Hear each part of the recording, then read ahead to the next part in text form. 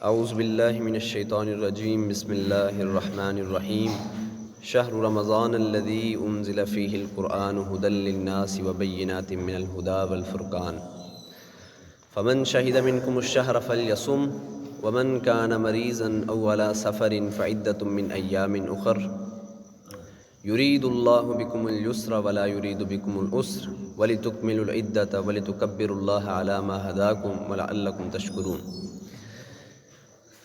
رمضان کا مہینہ وہ مہینہ ہے جس میں قرآن اتارا گیا، جو کہ لوگوں کے لیے ہدایت ہے اور حق اور باطل کے درمیان فرق کرنے والی ایک چیز ہے۔ تو جو تم میں سے رمضان کا مہینہ پائے اسے چاہیے کہ وہ اس کا روزہ رکھے، اور جو کوئی مریض ہو یا سفر پر ہو تو وہ دوسرے دنوں میں اس کی گنتی کو پورا کر لے۔ اللہ تو تم پر آسانی چاہتا ہے، کوئی تنگی نہیں چاہتا، اور تم عدت کو پورا کرو، اس گنتی کو پورا کرو، اللہ کی بڑائی بیان کرو اس پر جو اس نے تمہیں ہدایت دی، اور اسی پر تمہیں چاہیے کہ تم اللہ کا شکریہ بھی ادا کرو۔ نبی کریم صلی اللہ علیہ وسلم کا یہ معمول تھا کہ آپ رمضان کے استقبال کے حوالے سے لوگوں کو بیان کیا کرتے تھے۔ آپ خطبہ دیتے تھے، اے لوگو اتاکم رمضان، تمہارے پاس رمضان آیا ہے، شہر مبارکن، یہ ایسا مہینہ ہے جو بابرکت ہے، فرض اللہ صیامہ، اللہ تعالیٰ نے اس کے روزوں کو تم پر فرض کیا ہے۔ اور آپ علیہ الصلوۃ والسلام یہ بیان کیا کرتے تھے کہ لوگوں تمہارے لیے یہ خوشخبری ہے کہ اللہ تعالیٰ نے اس رمضان کے مہینے میں جتنے سرکش شیطان ہیں ان کو باندھ دیا ہے، اور اللہ تعالیٰ کی جنت کے دروازے کھول دیے گئے ہیں اور اللہ تعالیٰ کی جہنم کے دروازے بند کر دیے گئے ہیں۔ اور آپ علیہ الصلوۃ والسلام کہتے ہیں کہ نادا منادن کل لیلۃ، کہ رمضان کی ہر رات میں ایک پکار لگانے والا پکار لگاتا ہے، فرشتہ آتا ہے اور کہتا ہے یا باغی الخیر اقبل، اے نیکی کو تلاش کرنے والے اب نیکی کی طرف آ جا، نیکی کا موسم بھی ہے، نیکی کا ماحول بھی ہے۔ ویا باغی الشر اقصر، اور اے برائی کو تلاش کرنے والے اب تو باز آ جا، کہ اب تو اللہ تعالیٰ نے جنت کے دروازے کھول دیے ہیں، بخشش کا سامان کر دیے ہیں، اب بھی اگر تو باز نہیں آتا، اب بھی اگر تو اپنے گناہوں کو نہیں بخشواتا تو پھر اس سے بڑا کوئی تیرے لیے وبال نہیں ہے۔ تو نبی کریم صلی اللہ علیہ وسلم اپنے صحابہ کو یہ درس دیا کرتے تھے، الم یعن للذین آمنوا ان تخشع قلوبہم لذکر اللہ، کہ ابھی بھی وہ ٹائم نہیں آیا کہ لوگوں کے دل اللہ کے ذکر سے ڈر جائیں، وما نزل من الحق، اور اس چیز سے ڈر جائیں جو اللہ تعالیٰ نے حق میں سے نازل کیا ہے۔ اور ہمارے سلف صالحین کا یہ معمول تھا کہ وہ رمضان کریم آنے سے 6 ماہ قبل یہ دعا کیا کرتے تھے، اللہ ہمیں رمضان کی بابرکت گھڑیوں تک زندہ رکھنا، اور جب رمضان چلا جاتا تو 6 مہینے تک یہ دعا کیا کرتے تھے، اللہ جو ہم نے رمضان کی عبادت کی ہے اسے قبول کرنا۔ اور وہ یہ ایسا کیوں کرتے تھے؟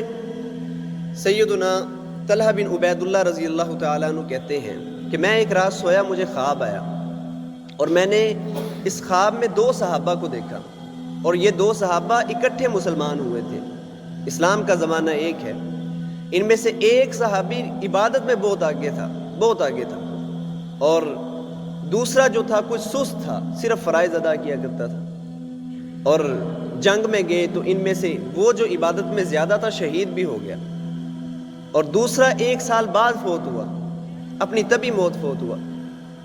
کہتے ہیں کہ میں نے خواب میں دیکھا، مجھے معلوم ہوا کہ اللہ تعالیٰ نے اس سست شخص کو درجے میں زیادہ بلندی عطا کی ہے شہید سے بھی۔ میں بہت پریشان ہوا، آ کر نبی کریم صلی اللہ علیہ وسلم کو خواب بتایا، پہلے صحابہ کو بتایا، صحابہ پریشان ہوئے، انہوں نے کہا کہ آپ اللہ کے نبی کو بتائیں۔ نبی کریم صلی اللہ علیہ وسلم کو خواب بتایا گیا تو آپ نے فرمایا الیس قد مکث بعدہ سنۃ، اے طلحہ کیا یہ جو سست شخص جسے تم شمار کرتے ہو شہید کے 1 سال بعد تک زندہ نہیں رہا؟ انہوں نے کہا اللہ کے نبی بالکل رہا۔ آپ نے فرمایا فادرک رمضان، تو اس نے رمضان کو نہیں پایا؟ فرمایا پایا۔ تو نبی کریم صلی اللہ علیہ وسلم نے فرمایا فسجد قضا و قضا، کہ اس سست شخص نے ہی جو صرف فرائض ادا کیا کرتا تھا، کوئی زیادہ لمبی چوڑی باتیں نہیں کیا کرتا تھا، رمضان کا مہینہ اگلے سال اسے ملا، اللہ تعالیٰ نے اس کے مقدر میں کیا، اس نے رمضان میں عبادت کی اور دل لگا کر عبادت کی، اللہ تعالیٰ نے اسے اس عبادت کی وجہ سے شہید سے بھی زیادہ درجہ عطا کر دیا۔ تو یہ رمضان کی فضیلت ہے، اسی لیے ہمارے سلف صالحین یہ دعائیں کیا کرتے تھے، اللہ ہمیں 6 ماہ پہلے دعا کیا کرتے تھے رمضان کی سعادت نصیب فرما، اور 6 ماہ بعد تک دعا کیا کرتے تھے اے اللہ جو عبادت ہم نے کی ہے اسے قبول فرما۔ تو یہ فضیلت ہے۔ اور حدیث قدسی ہے، نبی کریم صلی اللہ علیہ وسلم کے ارشاد ہے، آپ نے فرمایا کہ اللہ تعالیٰ یہ فرماتا ہے حدیث قدسی، کل عمل ابن آدم لہ الا الصوم، آدم کے بیٹے کا ہر عمل اس کے لیے ہے اور فرشتے اس کا ثواب لکھتے ہیں، الا الصوم، مگر روزہ۔ روزہ فرشتوں کو اس کے ثواب کا علم نہیں ہے۔ اللہ تعالیٰ سے جب فرشتے پوچھتے ہیں اللہ روزے کا کیا ثواب لکھیں، تو اللہ تعالیٰ کہتے ہیں الصوم لی وانا اجزی بہ، روزہ میرے لیے ہے، اس کا بدلہ بھی میں دوں گا۔ اس کی وجہ کیا ہے؟ اس کی وجہ یہ ہے کہ فرشتے نیت کو نہیں جانتے، انسان کی نیت کیا ہے، فرشتے صرف عمل کو دیکھتے ہیں۔ اس لیے ہم احادیث میں دیکھتے ہیں کہ نبی کریم صلی اللہ علیہ وسلم فرماتے ہیں کہ ایک شخص آئے گا، اس کے پاس نیکیوں کے پہاڑ ہوں گے۔ اب اگر اس کی نیت ہی نہیں ٹھیک تھی تو نیکیوں کے پہاڑ کیسے بنے؟ فرشتے یہ نہیں دیکھتے کہ اس کی نیت کیسی تھی، اب اللہ تعالیٰ نیت کو دیکھتے ہیں۔ اب نیکیوں کے پہاڑ لے کر آئے گا شخص تو اللہ تعالیٰ فیجعل اللہ ھباء منصورا، اللہ تعالیٰ انہیں بالکل بکھرا دے گا۔ وجہ کیا کہ اللہ کو نیت کا پتہ ہے اس کی نیت ٹھیک نہیں ہے۔ تو فرشتے نیت کو نہیں جانتے کہ اس بندے کی نیت کیا ہے۔ اللہ تعالیٰ کہتے ہیں چونکہ روزہ صرف نیت پر مبنی ہے، ایک شخص نے روزہ رکھا ہے، اسے پتہ ہے یا اس کے رب کو پتہ ہے کہ وہ روزہ دار ہے کہ نہیں ہے، وہ کولی کرتے ہوئے بھی پانی پی سکتا تھا، لیکن کس کی خاطر وہ نہیں پی رہا؟ اللہ کی رضا کے لیے، اللہ کی رضا کے لیے۔ سفیان ثوری رحمۃ اللہ علیہ سے پوچھا گیا کہ اس حدیث کا کیا مطلب ہے کہ الصوم لی وانا اجزی بہ، کہ روزہ میرے لیے ہے، اس کا بدلہ میں ہی دوں گا، نماز بھی تو اللہ کے لیے، قل ان صلاتی و نسکی ومحیای ومماتی للہ رب العالمین، نماز بھی اللہ کے لیے، زکوٰۃ بھی اللہ کے لیے، حج بھی اللہ کے لیے، خیرات بھی اللہ کے لیے، پھر اس کا کیا مطلب ہے کہ روزہ میرے لیے؟ سفیان ثوری رحمۃ اللہ علیہ فرمانے لگے کہ اس کا مطلب یہ ہے کہ ایک شخص اللہ کے دربار میں حاضر ہوگا، حساب کتاب شروع ہوگا اور معلوم ہوگا کہ نیکیاں تو بہت ہیں اس کے پاس، لیکن ایک بندہ ادھر سے آیا کہے گا شتمنی ھذا، اس نے مجھے گالی دی تھی، کذبنی ھذا، اس نے مجھے جھٹلایا تھا، اس نے میرا حق کھایا تھا۔ لوگ آتے جائیں گے آتے جائیں گے آتے جائیں گے، حتیٰ کہ اس بندے کے سارے عمل ختم ہو جائیں گے، نیکیوں والے سارے عمل ختم، صرف روزہ رہ جائے گا۔ اب فرشتے کہیں گے اللہ اس کا کوئی عمل باقی نہیں ہے جنت جانے کے لیے، تو اللہ تعالیٰ کہیں گے الصوم لی وانا اجزی بہ، ایک عمل تو باقی ہے روزے کا، اور اس روزے کے عمل کی وجہ سے اللہ تعالیٰ اس کی بخشش فرما کر اسے جنت میں داخلہ عطا فرما دیں گے۔ تو یہ کوئی معمولی عمل نہیں ہے روزہ رکھنا، بہت بڑا عمل ہے، بہت بڑا عمل ہے۔ نبی کریم صلی اللہ علیہ وسلم کا ارشاد ہے، آپ نے فرمایا من صام رمضان ایمانا واحتسابا، کہ جس نے صرف رمضان کے روزے رکھ لیے ایمان کے ساتھ اور ثواب کی نیت کے ساتھ، غفر لہ ما تقدم من ذنبہ، اس کی زندگی کے جتنے گناہ تھے اللہ تعالیٰ معاف فرما دیتے ہیں، صرف رمضان کے روزوں کی وجہ سے۔ یہ کوئی معمولی عمل نہیں ہے۔ اور نبی کریم صلی اللہ علیہ وسلم کو ایک خواب آیا، سیدنا ابو امامہ الباہلی رضی اللہ تعالیٰ عنہ کہتے ہیں کہ آپ نے ہمیں سنایا، وہ خواب کیا تھا؟ اور آپ جانتے ہیں کہ انبیاء کے خواب وحی پر مبنی ہوتے ہیں، وہ سچے ہوتے ہیں، وہ بشرا ہوتے ہیں اور یہ نبوت کا حصہ ہوتے ہیں۔ نبی کریم صلی اللہ علیہ وسلم کہتے ہیں کہ خواب میں 2 شخص میرے پاس آئے، انہوں نے کہا محمد کھڑے ہوں، میں کھڑا ہوا تو وہ مجھے لے کر چلے حتیٰ کہ ایک پہاڑی کے پاس پہنچے۔ پہاڑی کہتے ہیں کہ اے محمد ہمارے ساتھ اوپر چڑھیں، تو میں نے کہا کہ میں تو نہیں چڑھ سکتا، یہ بہت بڑی پہاڑی ہے۔ انہوں نے کہا کہ ہم اسے آپ کے لیے آسان کرتے ہیں۔ نبی کریم صلی اللہ علیہ وسلم کو انہوں نے ساتھ لیا اور پہاڑی تک چڑھ گئے۔ کیا دیکھتے ہیں کہ پہاڑی کی ایک طرف چیخو پکار ہے، آہو بکا ہے، ہول ناکیاں ہیں، درد ناکیاں ہیں۔ آپ علیہ الصلوۃ والسلام پوچھتے ہیں کہ یہ کیا ہے؟ وہ کہتے ہیں کہ اللہ کے نبی یہ جہنمی ہیں جنہیں عذاب دیا جا رہا ہے۔ پھر وہ اللہ کے نبی صلی اللہ علیہ وسلم کو لے کر آگے چلتے ہیں، آپ دیکھتے ہیں کہ کچھ لوگوں کو الٹا لٹکایا ہوا ہے، الٹا لٹکایا ہوا، اور ان کی باچھیں جو ہیں وہ چیری گئی ہیں اور ان سے خون ٹپک رہا ہے۔ آپ علیہ الصلوۃ والسلام پوچھتے ہیں کہ یہ کون ہے؟ تو فرشتے بتاتے ہیں اے اللہ کے نبی یہ آپ کی امت کے وہ شخص ہیں کہ جب دوسرے لوگ روزہ رکھتے تھے یہ دن میں کھایا کرتے تھے، تو اللہ تعالیٰ نے روزہ نہ رکھنے کی وجہ سے انہیں اس عذاب میں گرفتار کیا۔ تو روزہ رکھنا ایک بہت بڑا عمل ہے اور روزہ چھوڑنا یہ بہت بڑا گناہ ہے، کبیرہ گناہ ہے۔ امام ذہبی رحمۃ اللہ علیہ نے اسے کبائر میں نقل کی ہے، اور آپ جانتے ہیں کہ اسلام کی جو بنیاد ہے وہ 5 چیزوں پر کھڑی ہے۔ اسلام کی جو عمارت ہے اس کے 5 ستون ہیں، ان میں سے ایک روزہ ہے۔ بنی الاسلام علی 5 شہادت اللہ الہ الا اللہ وان محمد رسول اللہ۔ سب سے پہلے تو یہ ہے کہ اللہ ایک ہے، توحید، اس کے علاوہ کوئی خدا نہیں۔ نمبر 2 نماز قائم کرنا، اور نمبر 3 آپ نے فرمایا رمضان کے روزے رکھنا، رمضان کے روزے رکھنا، اور اسی طریقے سے زکوٰۃ ادا کرنا اور بیت اللہ کا حج کرنا۔ تو رمضان یہ ایک پلر ہے، پلر آف اسلام ہے، اسلام کا ایک ستون ہے جس کے بغیر اسلام کھڑا نہیں رہ سکتا۔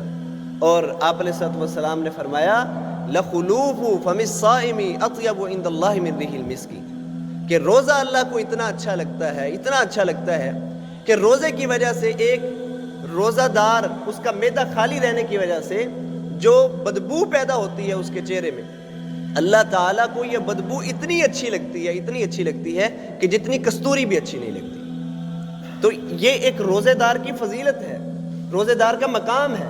اور آپ علیہ الصلوۃ والسلام نے فرمایا کہ جنت میں ایک دروازہ ہے یقال لہ الریان، جسے الریان کہا جاتا ہے، یدخل منہ الصائمون، اس میں سے صرف روزے دار داخل ہوں گے۔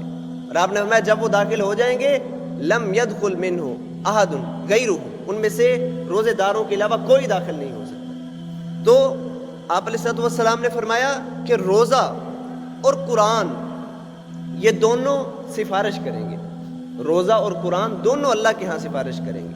اور کیا کہیں گے؟ روزہ یہ کہے گا اے اللہ منعتہ الطعام والشہوہ، اے اللہ میں نے اس کو کھانے پینے سے روکے رکھا، شہوت سے روکے رکھا، یہ میری خاطر مجھے رکھنے کے لیے، مجھے نبھانے کے لیے، مجھے پورا کرنے کے لیے سارا دن بھوکا پیاسا رہا، اور اس کام کے نزدیک نہیں گیا جس سے تو نے روکا ہے۔ اے اللہ فشفعنی فیہ، میری سفارش اس بندے کے حق میں قبول فرما۔ قرآن بھی یہ کہے گا اے اللہ منعتہ النوم، میں نے اس کو سونے سے روکے رکھا، میری خاطر یہ سویا نہیں ہے، رات کو قیام کرتا رہا، جاگتا رہا، تراویح ادا کی اس نے میری خاطر، مجھے سننے کے لیے۔ اے اللہ فشفعنی فیہ، میری اس بندے کے حق میں سفارش قبول فرما۔ اور نبی کریم صلی اللہ علیہ وسلم نے فرمایا کہ روزہ اور قرآن یہ 2 ایسے سفارشی ہیں یشفعانی، کہ جن کی سفارش کو قبول کیا جائے گا، ایسا نہیں ہے کہ ان کی سفارش کو رد کر دیا جائے گا۔ تو یہ رمضان کا مہینہ عبادتوں کا مہینہ ہے، خیرات کا مہینہ ہے، صدقات کا مہینہ ہے، عبادت کا مہینہ ہے، اور سب سے بڑھ کر قرآن کریم کی تلاوت کا مہینہ ہے، کیونکہ اللہ تعالیٰ نے رمضان کا جو تعارف کروایا وہ اس طریقے سے کروایا شہر رمضان الذی انزل فیہ القرآن۔ کون ہے رمضان کا مہینہ؟ کیسے جانتے ہیں آپ؟ یہ وہ مہینہ ہے جس میں اللہ تعالیٰ نے قرآن کو نازل کیا ہے، قرآن کو نازل کیا، یہ ہے رمضان کا تعارف۔ تو قرآن کریم کے ساتھ ایک تعلق قائم کریں، ان مجالس میں بیٹھنے کی کوشش کریں جن میں ذکر ہوتا ہے، ان مجالس میں بیٹھنے کی کوشش کریں جن میں خیر کی بات ہوتی ہے۔ اور آپ علیہ الصلوۃ والسلام نے فرمایا 2 آیات بھی اگر آپ سمجھ لیتے ہیں نا قرآن کریم کی تو یہ سرخ اونٹنیوں سے بہتر ہے۔ ایک طرف آپ سرخ اونٹنی اللہ کی راہ میں صدقہ کریں، ایک طرف آپ صرف 2 آیات قرآن کریم کی سمجھ لیں، یہ زیادہ بہتر ہے، کیونکہ یہ اللہ کا کلام ہے، یہ اللہ کی صفت ہے۔ اللہ تعالیٰ سے دعا ہے کہ اللہ تعالیٰ ہمیں رمضان کی فضیلت کو اچھے طریقے سے سمجھنے اور رمضان میں اچھے سے اچھے اعمال کرنے کی توفیق عطا فرمائے۔ وآخر دعوانا ان الحمد للہ رب العالمین۔